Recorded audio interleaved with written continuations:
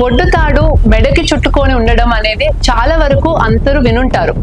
కానీ బొడ్డు తాడులో ముడులు ఉండడము అంటే ఆ హోల్ తాడులో చిన్న చిన్న ముడులు పడడం అనేది కొంచెం రేర్ అండి. సో మేము రీసెంట్గా మా హాస్పిటల్లో ఒక కేసు చూసాము. So I just wanted to share it with all of you. She a young mother, first time pregnancy, full 9 months నిండాయి. న్యాచురల్గా పెయిన్స్ అందుకున్నాయి. మన దగ్గరికి మార్నింగ్ వచ్చారు, పెయిన్స్ స్టార్ట్ అయ్యాయని. తను వచ్చాక అసెస్ చేసాము, లేబర్ పెయిన్స్ స్టార్ట్ అయ్యాయని చెప్పి అడ్మిట్ చేసాము. అడ్మిట్ చేసి we were just waiting for the normal progression of labour.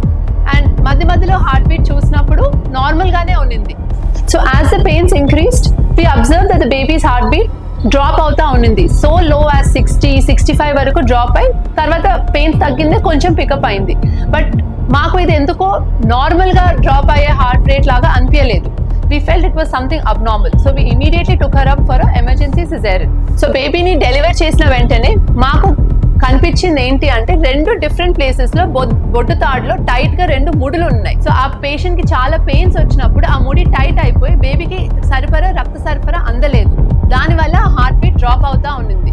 So exact monitoring, correct టైంలో మనం డయాగ్నోస్ చేసి delivery చేసినందువల్ల the baby is doing well and we could give a reason for why we had to do this emergency cesarean, and at the end we have a healthy mother and a healthy baby going home today.